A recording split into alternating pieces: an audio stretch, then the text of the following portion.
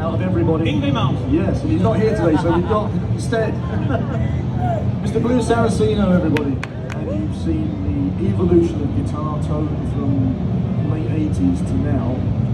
It seems to me that everybody is still striving for that original tone that you had on Plaid, let's say.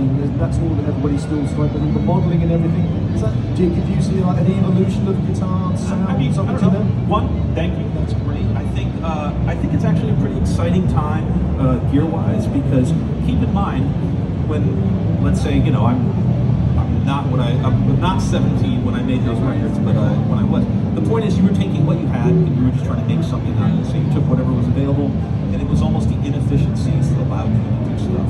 So that gave it that effect.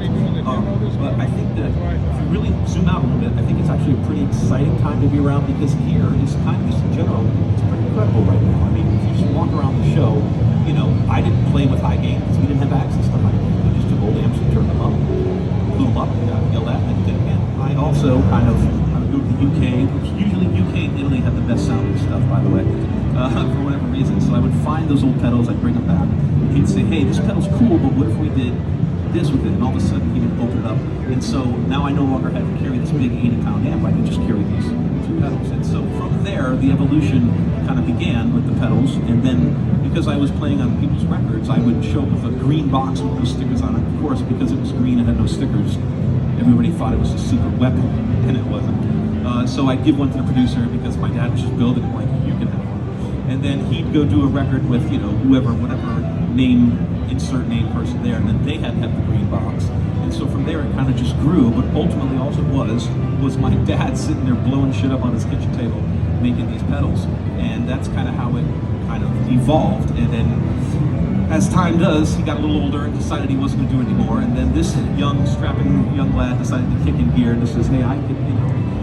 My dad's big concern was he wanted somebody that kind of understood he wanted somebody that got it, basically. So Kenny definitely got it. He appreciated my dad's, let's say, unconventional ways. And from there, the pedals kind of became a thing. And so now it's, Danny's got the gauntlet and he's running with it. And I'm simply here to show talking about it.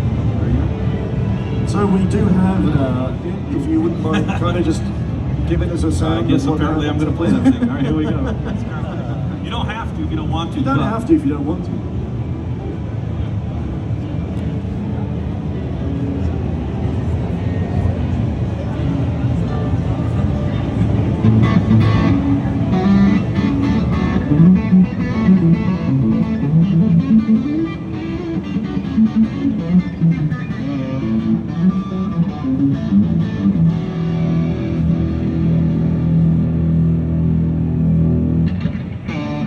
Can we turn it up, man? What's the worst they can do? Yell at us?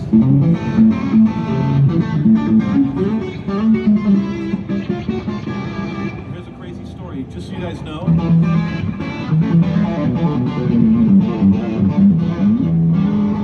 I got my first deal because I went to go visit a gentleman named Rich Lasner, and I was nervous because I was 15, right?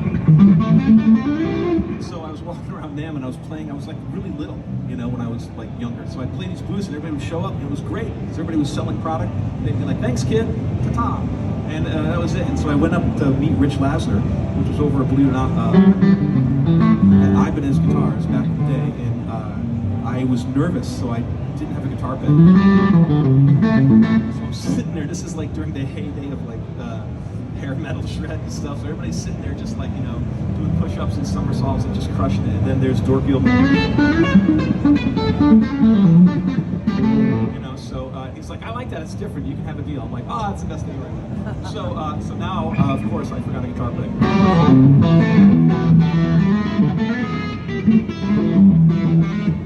Thanks. Okay, so my point is, with the VegaTrem, it's almost like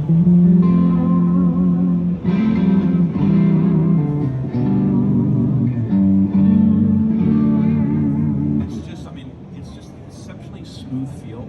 So, and what I like about it is it's an even feel. It almost feels like an audio tape of pop, whereas I've gotten used to like all the older guitars and Floyd's and regular track, they like dip instantly. So when you're going nuts, they like fall off the edge. This one doesn't. It's almost like a smooth ratio, which at first was kind of tricky, but it just allows allows me to do things like that, especially because I'm pretty vibrato based. If you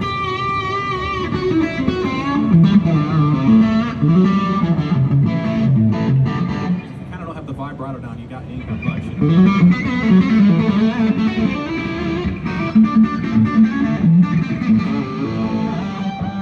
So what I tried to do, in having that vibrato, the whole reason why I came up with it is I just didn't know how to bend the notes, because I used to use old guitars and they'd always have really teeny frets. So, you know, you guys are going crazy like, oh, 56 Strat, here's the deal, 56 Strats, stock kind of suck. They don't really have, they got this crazy radius, you can't bend on them. You can't, at least for rock they did, you couldn't bend the notes, they were hard. So, you know, everybody had these really cool pink guitars with like big frets. And I didn't. I had an old Strat that wouldn't stay in tune, that buzzed and couldn't bend shit. So what happened was when I would bend, I could never find the note. So what I ended up doing was I came up with this vibrato that kind of covered it. I figured, hey, if the note's here, and if I bend between here, I'm good. So that way it's like, you know.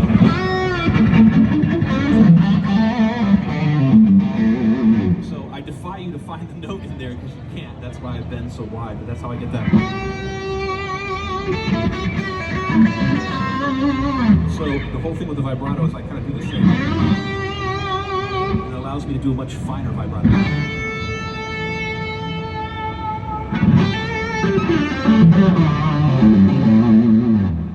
That's why I end up using this particular one, because it's a little smoother for that. And I knocked that tune. There you go. Good night. Thank you so much, Mr. Blue Saraceno.